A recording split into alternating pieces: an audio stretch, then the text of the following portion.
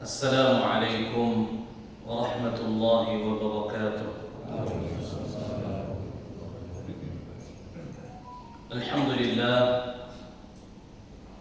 الحمد لله رب العالمين، وبه نستعين على أمور الدنيا والدين. أشهد أن لا إله إلا الله وحده لا شريك له، وأشهد أن محمدًا عبده ورسوله لا نبي بعده. اللهم صل وسلم وبارك على نبينا وحبيبنا ومولانا محمد وعلى آله وصحبه والتابعين ومن تبعهم بإحسان إلى يوم الدين، وبعد. اللهم انفعنا بما علمتنا وعلمنا ما ينفعنا وزدنا علما. اللهم لا علم لنا إلا ما علمتنا إنك أنت العليم الحكيم. اللهم آمين. Ma'asyiral muslimin dan muslimah, hadirin dan hadirat sidang jamaah maghrib yang mudah-mudahan kita senantiasa mendapatkan limpahan rahmat, karunia, maghfirah dan juga keberkahan dari Allah Jalla Jalaluh. Kembali kita dipertemukan dalam suasana keimanan, duduk bersama dalam majelis ilmu,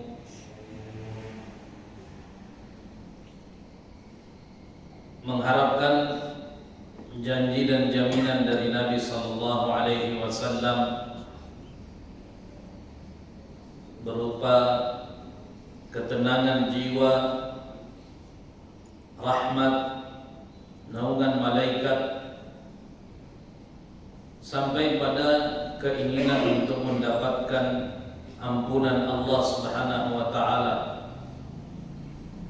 Yang kesemua ini adalah janji Nabi sallallahu alaihi wasallam terhadap orang-orang yang meluangkan waktunya hadir, meramaikan serta mencintai majelis ilmu. Dan kita berharap nama-nama kita ini menjadi nama-nama yang senantiasa disebutkan oleh Allah Subhanahu wa taala di hadapan para malaikatnya. Ma'asyiral muslimin, sidang jamaah yang dimuliakan dan dirahmati Allah Subhanahu wa taala. Dalam khutbah Jumat tadi, salah satu ayat pokok yang kita jadikan sebagai bahan tadabbur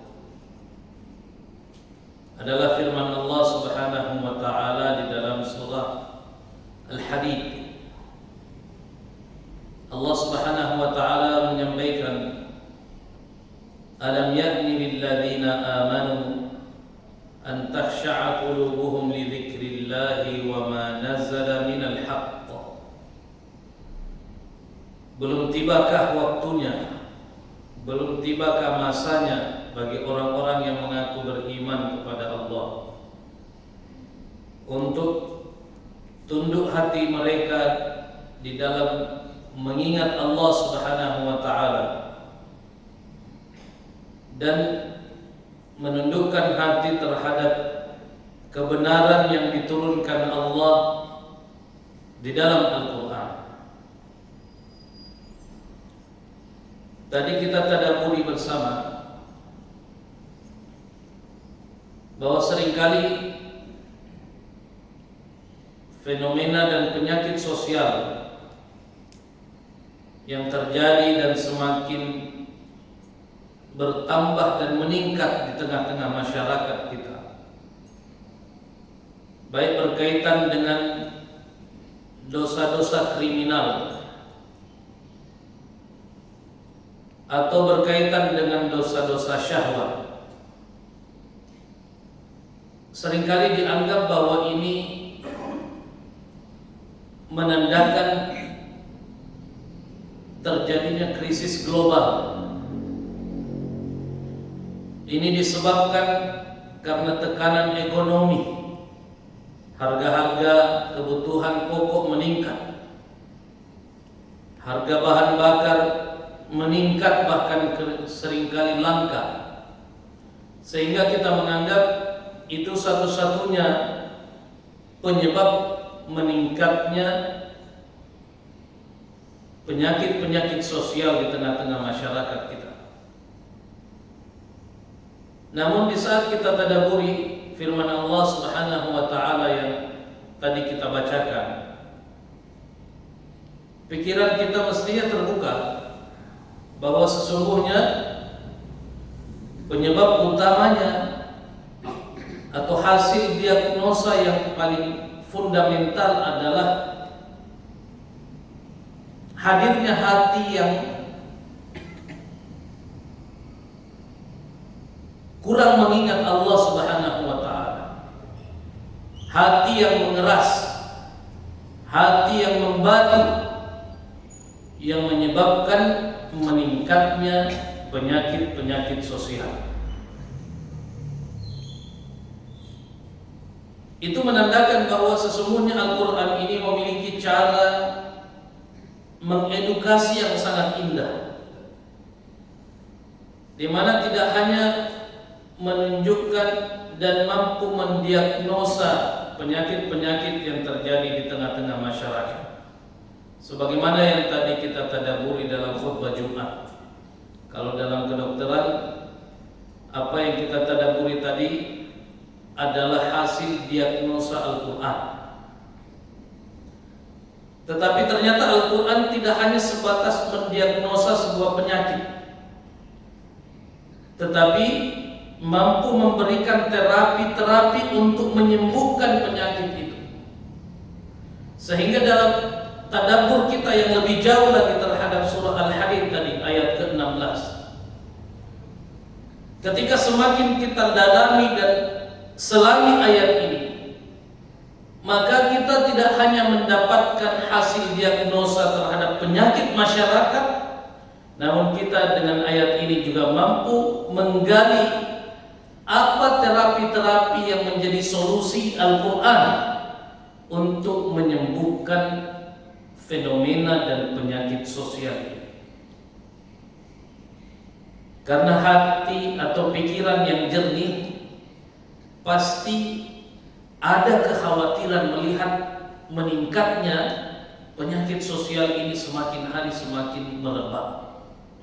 Tadi kita sampaikan bahwa seorang yang menyadari ini sebagai sebuah ancaman yang berbahaya, ada kekhawatiran di dalam hatinya. Sebab boleh jadi penyakit ini sudah mulai mendekat di pintu rumah kita.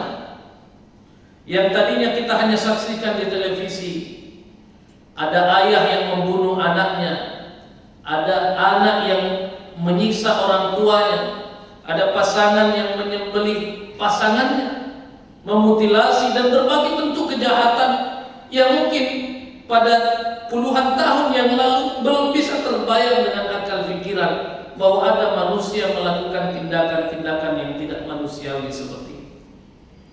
Belum lagi keterlibatan seseorang dengan pengaruh teknologi yang berkembang untuk mengikutkan juga dosa-dosa agar selalu seiring sejalan dengan perkembangan teknologi ini, sehingga riba sangat mudah dikemas dengan kemasan-kemasan yang indah, bahkan mudah didapatkan hanya dengan memencet atau memilih beberapa pilihan-pilihan yang ada di HP. Ikhwatal iman rahimani wa rahimakumullah jami'an. Ya, kita kalau menyadari dan melihat realitas bahwa keadaan dunia hari ini, tidak sedikit orang yang merasa cemas terhadap krisis global yang sedang terjadi. Bahkan kita bisa menyaksikan di jalan-jalan puluhan bahkan ratusan kendaraan yang sedang mengantri. Apalagi ketika terdengar isu akan ada kenaikan BBM lagi. orang-orang yang demonstrasi, ibu-ibu yang sudah mulai banyak dan bertambah keluhannya terhadap harga-harga pokok. Sebahagian saudara kita ini diuji dengan usaha yang mulai menurun.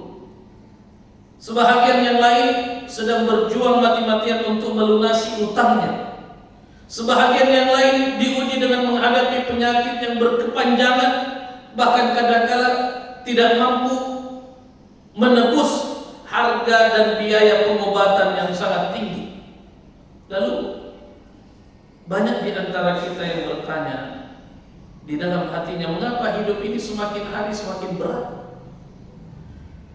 Apakah Al-Quran ini memang sama sekali tidak punya solusi dan terapi untuk menyelesaikan persoalan-persoalan ini? Ayat yang tadi kita bacakan sekali lagi, semakin didalami akan terbuka wawasan kita bahwa ternyata menjauhi ayat Al-Quran itu adalah merupakan penyebab utama dari segala kerusakan ini. Ma'asyiral muslimin yang dimuliakan dan dirahmati Allah, maka itu Allah selalu memulai dari hati seseorang. Al-Quran tidak memulai solusi itu dengan memperbaiki keadaan luar seseorang. Al-Quran justru selalu memulai perubahan dan perbaikan itu dalam hati manusia. Sebab hati ini menjadi penentu apa yang akan dirasakan oleh sisi-sisi luar manusia. Makanya Nabi mengatakan di dalam hadis bahwa ada satu organ di dalam tubuh manusia, kalau dia baik semuanya jadi baik, kalau dia buruk semuanya jadi buruk. Dan Nabi mengatakan ala wahyal qalb, itu yang dimaksud adalah hati atau jantung atau qalbu. Dan Allah selalu memulai perbaikan itu dari hati. Allah memulai perbaikan masyarakat selalu dimulai dari hati. Allah memulai perbaikan negara selalu dimulai dari hati. Sebab sekali lagi hati yang menjadi penentu. Seringkali kita berdoa, ya Allah, ubah keadaan saya, semakin hari semakin susah. Namun Allah selalu memulai terlebih dahulu dengan melakukan perubahan di dalam hati kita. Kita ambil satu logika sederhana. Bagaimana hati ini memberikan pengaruh terhadap keadaan kita, baik berkaitan dengan tempat atau berkaitan dengan waktu. Coba kita lihat dan renungkan doa safar misalnya. Di dalam doa safar itu kita diajarkan oleh Nabi berdoa. Salah satu kalimatnya adalah watwi anna bu'dah. Kita meminta dalam doa safar, ya Allah, pendekkan jaraknya safar saya. Kita kalau safar dari Sinjai ke Makassar, kita berdoa ini, pendekkan jaraknya ya Allah. Apakah dengan doa ini jarak tempuh kita Sinjai ke Makassar menjadi dekat? Yang tadinya mungkin 130, 150 kilo tiba-tiba hanya jadi 25 kilo saja? Tentu tidak. Tetapi kenapa kita berdoa demikian? Ya Allah, pendekkan jaraknya. Salah satu hikmahnya adalah kita mengharapkan hati ini mendapatkan ketentraman sehingga menikmati perjalanan itu tanpa merasakan kelelahan. Jadi bukan jaraknya yang Allah kemudian pendekkan, akan tetapi Allah dengan doa ini diharapkan memberikan kebahagiaan di dalam hati kita dalam perjalanan ini. Sebab seringkali satu perjalanan yang sama dilalui oleh dua orang yang berbeda hatinya, maka perjalanan ini antara dua orang ini sangat berbeda. Satu merasakan panjangnya kurasa ini perjalanan, yang satunya merasa menikmati, tidak ada masalah meskipun jaraknya sama. Ini menunjukkan bahwa hati itu menentukan apa yang akan dirasakan seseorang dari aspek-aspek eksternal. Atau contoh yang lain, ketika kita sedang menunggu, taruhlah misalnya anak kecil yang baru berpuasa lalu menunggu waktu maghrib, semakin ditunggu semakin lama rasanya. Padahal perputaran waktu, detik, menit, jam itu tidak ada perubahan. Tapi kenapa rasanya sangat lama?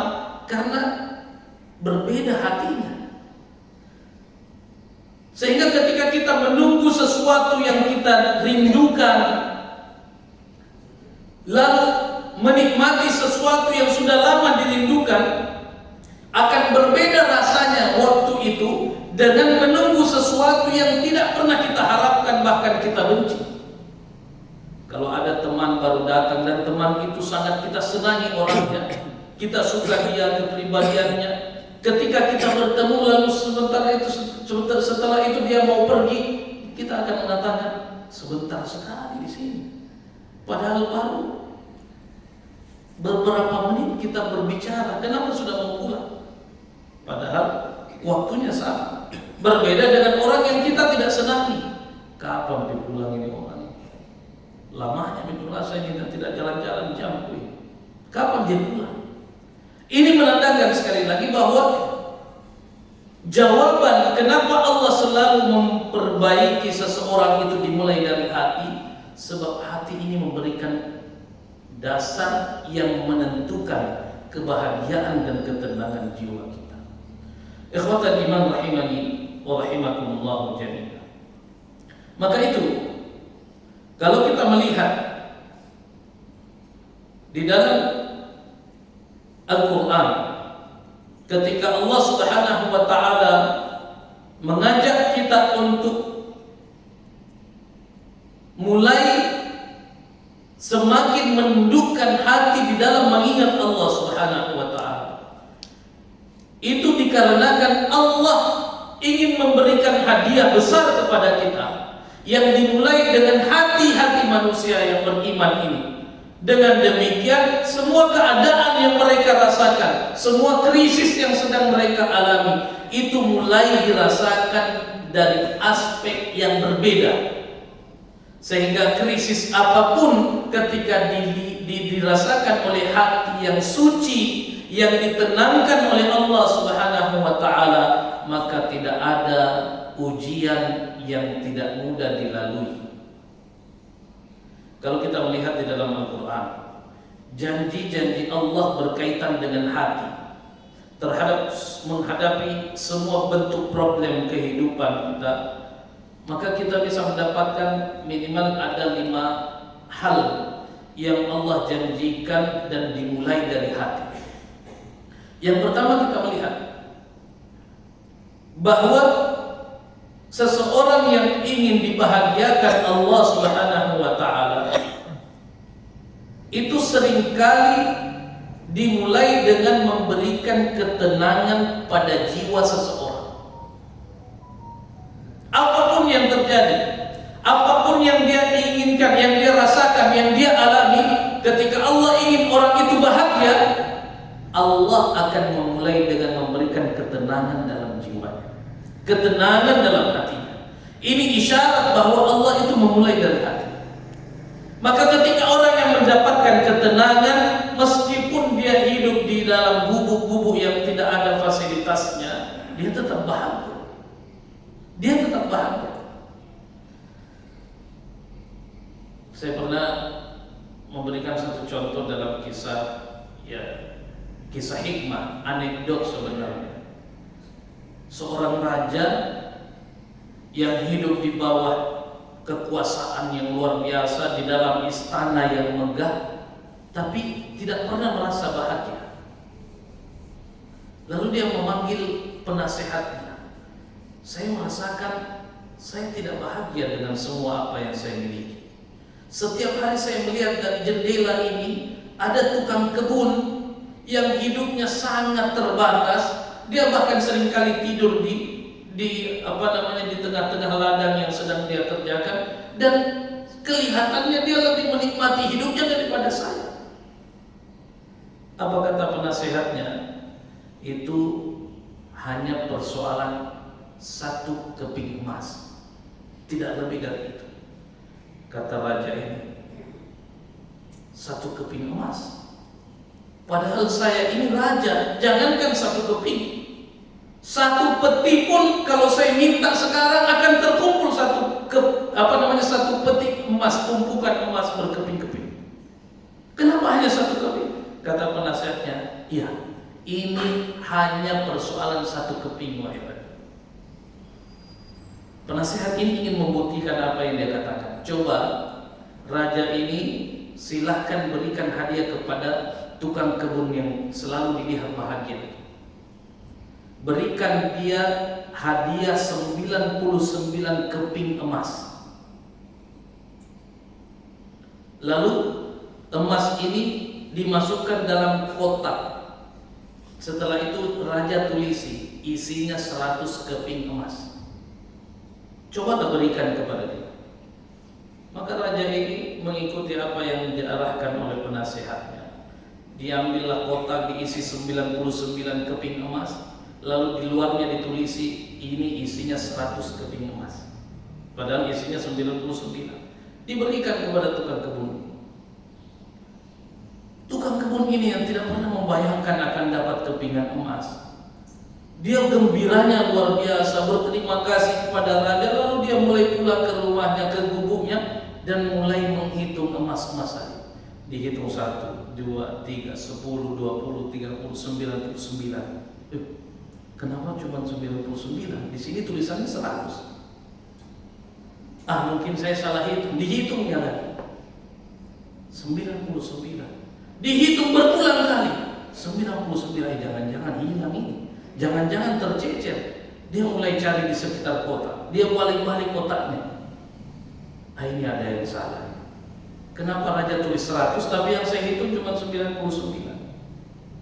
Akhirnya dia mulai menelusuri jalan di mana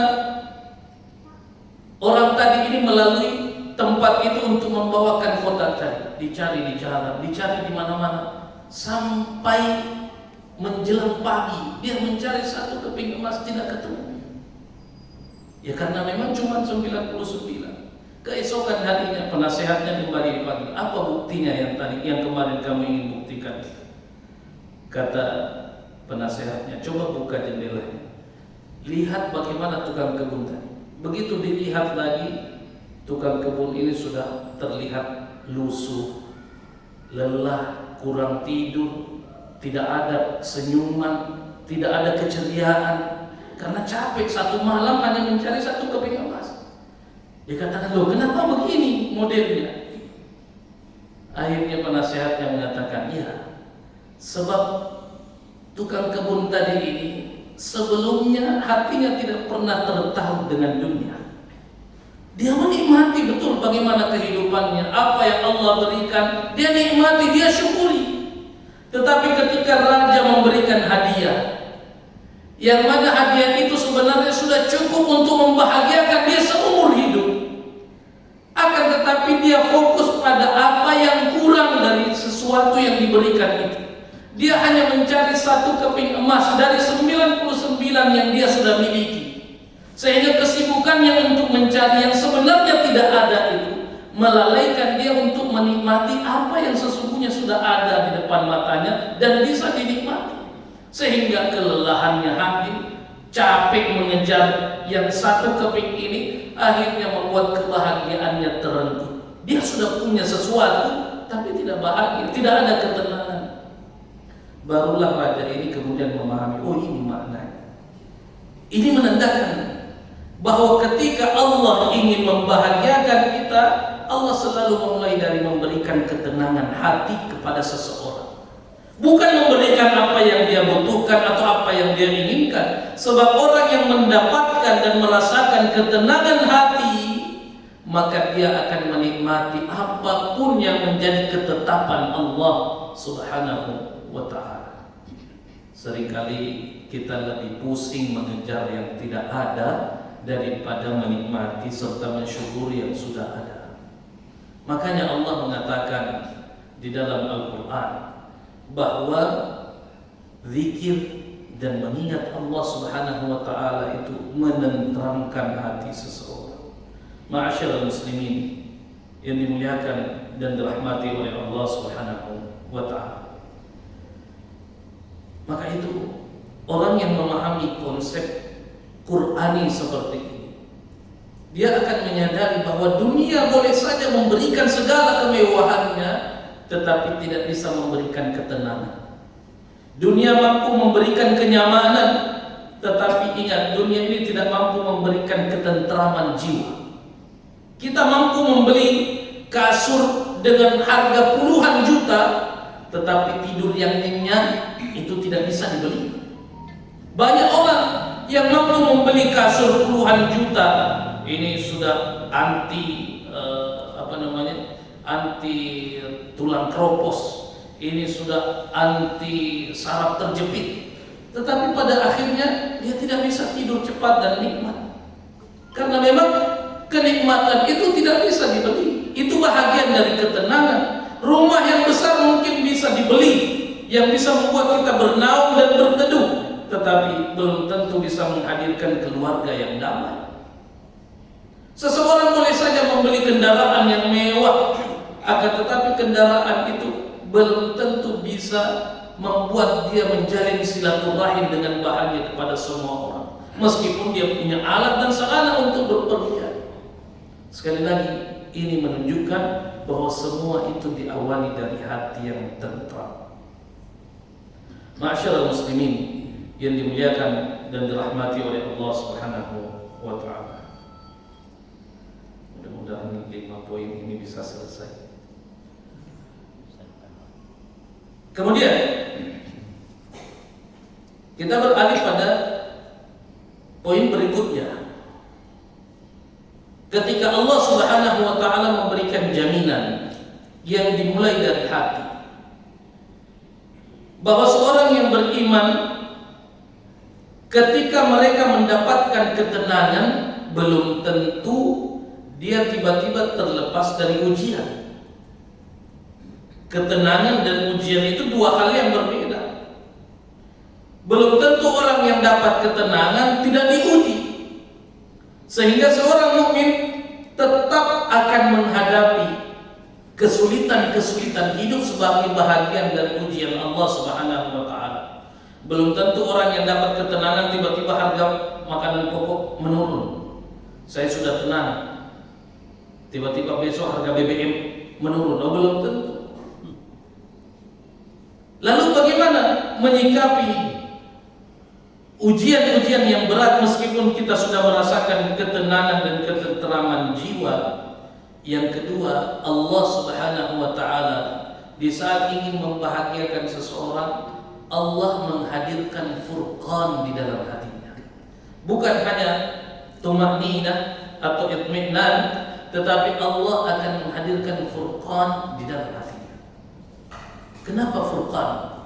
Furqan ini kalau disederhanakan kejernihan berpikir, untuk membedakan yang mana yang baik, mana tidak baik. Sebab seringkali orang yang dapat kesulitan hidup dalam bentuk ujian Allah Subhanahu wa taala, hatinya tenang, tetapi masih ada kepanikan dalam dirinya sehingga membuat mereka susah menentukan pilihan yang tepat. Orang yang panik biasanya tidak berpikir jernih. Coba lihat orang yang sedang tenggelam, tidak bisa berenang. Dikasih daun, dia akan raih daun itu. Dianggapnya bahwa daun ini bisa menyelamatkan, karena tidak lagi bisa berpikir jernih. Dia sudah panik. Apapun yang bisa dia pegang, dia akan pegang untuk bergantungan. Padahal belum tentu yang dia pegang itu akan menyelamatkan dia. Sehingga ketenangan saja ini belum cukup untuk menyempurnakan kebahagiaan orang yang beriman. Mesti ada furqan. Mesti ada furqan, kejernihan hati, kejernihan pikiran untuk mampu membedakan mana yang tepat, mana solusi yang tidak tepat di dalam amukan fitnah dan ujian berat yang semakin hari semakin bertambah. Allah Subhanahu wa taala di dalam Al-Quran mengatakan, Ya ayyuhalladzina amanu in tattaqullaha yaj'al lakum furqana. Wahai orang-orang yang mengaku beriman, jika kalian bertakwa kepada Allah, Allah akan memberikan kepada kalian, khususnya kepada hati kalian, furqan. Perhatikan syarat dalam ayat ini. Allah tidak mengatakan bahwa jika kalian cerdas saya akan berikan kejernihan pikiran. Allah tidak katakan bahwa jika kalian kaya saya akan berikan kejernihan pikiran. Tapi Allah Subhanahu wa taala mengatakan in tattaqullah, kalau kalian bertakwa kepada Allah Subhanahu wa taala. Maka itu para mufassir dalam menafsirkan Al-Furqan ini atau Furqana ini, Ibnu Katsir misalnya, beliau mengatakan bahwa Furqan yang dimaksudkan di sini adalah sebuah cahaya dari Allah yang membuat seseorang itu mampu membedakan yang mana hak, mana batil. Ini yang terpenting ketika kita ingin menjalani kehidupan. Banyak orang yang berubah profesi menjadi tukang begal karena dia tidak punya kejernihan pikiran. SPP anak meningkat, biaya rumah tangga bertambah, beban hidup bertambah, tidak ada jalan lain. Saya harus jadi tukang begal ini untuk dapat uang lebih cepat. Tidak jernih pikirannya. Saya harus menipu, saya harus makan ribanya, saya harus pinjaman online, saya harus ikut berjudi online. Itu yang menjadi penyebab kerusakan semakin bertambah di tengah-tengah masyarakat kita. Sebab banyak orang yang tidak lagi jernih pikirannya untuk membedakan yang mana hak, mana batil. Bahkan kadang-kala ketika dapat persoalan rumah tangga, dia menganggap bahwa membunuh itu satu-satunya cara untuk menghilangkan persoalan. Ada anak minta motor, tidak dipenuhi, bapaknya dibunuh. Bahkan baru-baru sebulan yang lalu ada suami di Makassar disembelih istrinya seperti menyembelih sapi. Subhanallah. Tidak ada kejernihan berpikir. Fenomena ini adalah fenomena dan realitas di tengah-tengah masyarakat kita hari ini. Ada yang menawarkan keuntungan besar tanpa usaha, akhirnya ini kayaknya bagus sih. Akhirnya dia tertipu berulang kali. Ada yang menawarkan pinjaman tanpa proses yang panjang, tanpa proses ribet. Iya, di awalnya dapat pinjaman cepat, di akhirnya ditagih berulang kali sampai banyak orang yang bunuh diri karena tagihan-tagihan pinjaman online. Bunga bertambah setiap hari, penghasilan stagnan di situ-situ saja, akhirnya tekanan rumah tangga, tekanan ekonomi, tekanan-tekanan ini bertambah, bunuh diri. Sekali lagi, penyebab itu adalah tidak adanya furqan dalam kehidupan seseorang. Hati yang hidup itu selalu berhati-hati, selalu waspada, selalu menimbang-nimbang yang mana yang maslahatnya lebih banyak daripada madaratnya, selalu melihat mana yang keraguannya lebih besar. Makanya di dalam hadis Nabi mengatakan, "Da' ma yuribuka ila ma la yuribu." Ini tidak bisa tercapai kalau seseorang tidak punya furqan di dalam hatinya. Ini yang kedua. Ma'asyiral muslimin yang dimuliakan dan dirahmati Allah Subhanahu wa taala. Kemudian yang ketiga, Allah Subhanahu wa taala ketika ingin membahagiakan seseorang, Allah tidak memberikan aspek-aspek material secara langsung, tetapi Allah memberikan rabtul qulub, penguatan hati. Di samping ketenangan ada furqan, ada rabtul qulub, penguatan hati. Allah mengajarkan kita bahwa ketika orang beriman sudah memiliki hati yang kokoh, apapun keadaannya tidak akan berubah. Dibawa kemanapun tidak akan berubah, karena kekokohan hati itu tanda hidupnya hati itu. Karena hati yang mati sangat mudah terwarnai. Coba lihat ikan-ikan yang ada di lautan. Meskipun lautan itu asin, ikan itu tidak akan pernah berubah rasa dagingnya menjadi asin, kecuali dikasih garam. Kalau dia mati, kalau masih hidup dikasih garam, rasanya tidak akan pernah berubah jadi asin. Kapan itu jadi ikan asin? Kalau ikan itu sudah mati, dikasih garam, dijemur, jadilah ikan asin. Artinya hati yang mati itu gampang dirubah, mau rasanya apa saja gampang, yang penting mati dulu. Tetapi ketika hati itu hidup, dia tidak akan mudah terombang-ambing oleh keadaan. Dan hidupnya hati itu ditandai dengan hati itu punya Rabb, punya kekokohan. Kita bisa belajar hal ini dari kisah bukan seorang nabi, tetapi justru kisahnya ibunya nabi. Di dalam Al-Quran, di dalam surah Al-Qasas, Allah memberikan kisah ini terhadap Ummu Musa. Bagaimana Allah Subhanahu wa taala mendidik ibunya Nabi Musa alaihi salam untuk memiliki hati yang kokoh. Kita lihat di dalam surah Al-Qasas ayat 7, dimulai dari ayat 7. Allah Subhanahu wa taala mengatakan, "Wa auhayna ila ummi Musa an ardhi'ih." Dan kami wahyukan kepada ibunya Nabi Musa, "Wahai ibu Musa, susuilah Musa yang baik itu. Fa idza khifti alaihi fa'alqihi fil yam."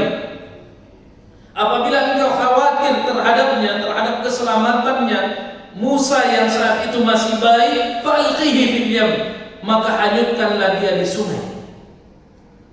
Wala takhafi wala tahzani, jangan takut dan jangan sedih. Inna raduhu ilaiki wa ja'iluhu minal mursalin, kami akan kembalikan dia dan menjadikannya salah satu Rasul Allah Subhanahu wa ta'ala.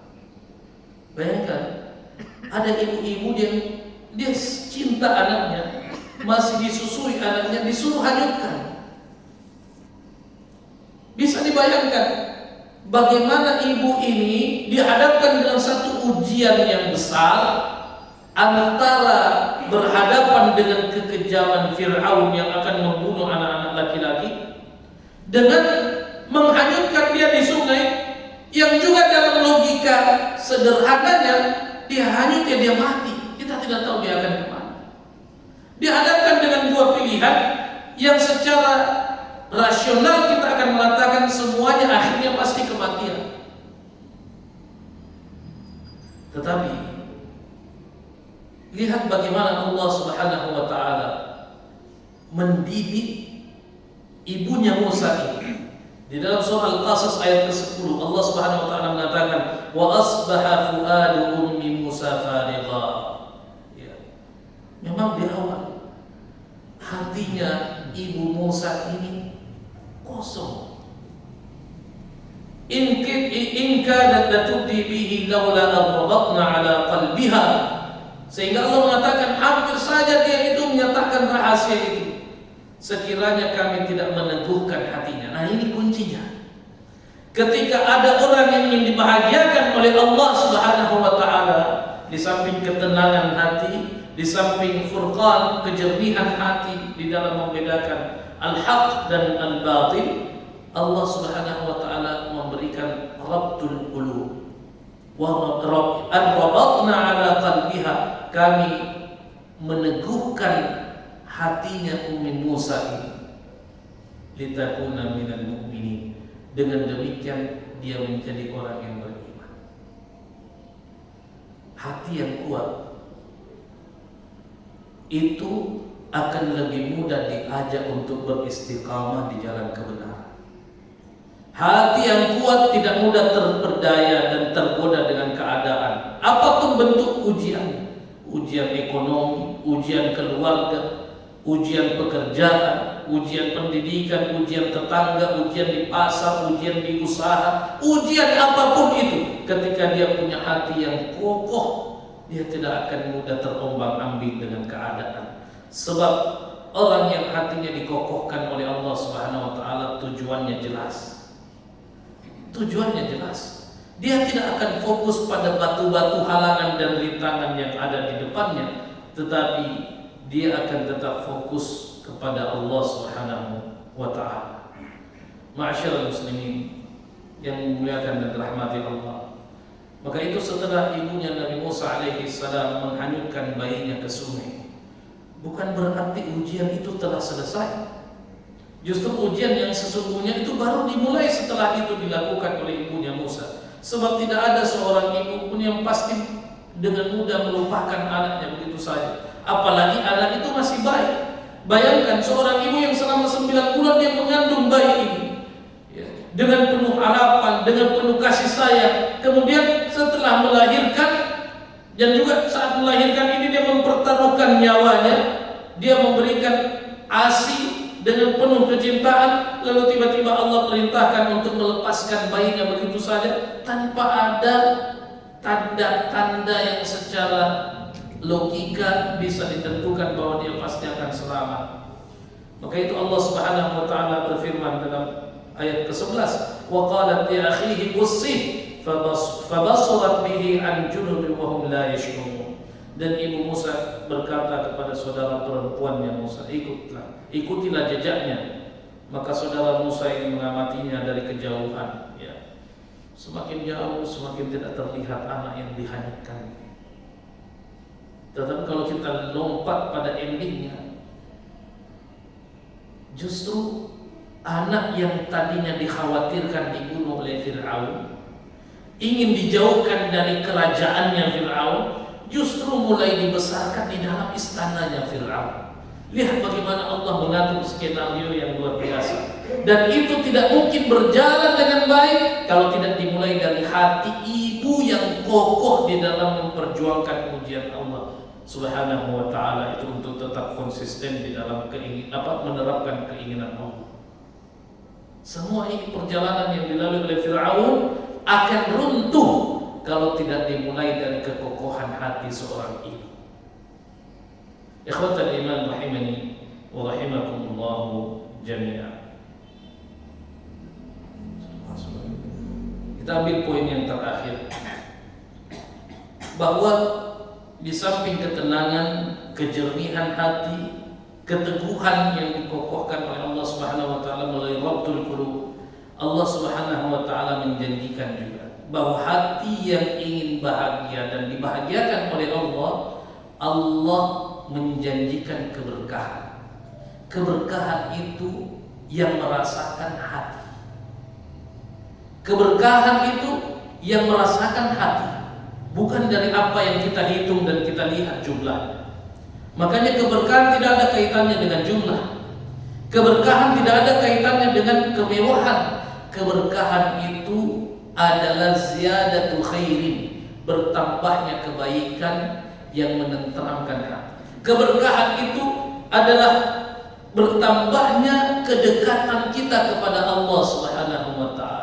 Orang yang mendapatkan keberkahan pasti tentram jiwa, pasti bahagia hatinya. Apapun bentuk ujiannya, mau BBM naik 100.000 per liter pun, kalau misalnya ya begitu terjadi, orang yang diberikan keberkahan pasti akan menikmati hidupnya ya dengan penuh kebahagiaan dan ketentraman. Tidak gampang panik, tidak gampang khawatir berlebihan yang merenggut kebahagiaannya. Kita seringkali sudah mulai tidak bahagia karena pikiran kita ke depan untuk hari yang akan datang, apa yang kita rencanakan, kita khawatirkan. Akhirnya kita sudah tidak tenang hari ini, padahal besok belum tentu kita hidup. Sebagian orang mempersiapkan apa yang dimakan besok, apa yang nanti terjadi untuk anak-anaknya besok, di mana anak-anaknya besok disekolahkan. Akhirnya pikiran-pikiran itu memenuhi pikirannya, memenuhi hatinya hari ini. Hari ini dia tidak bahagia, besok ternyata meninggal dunia.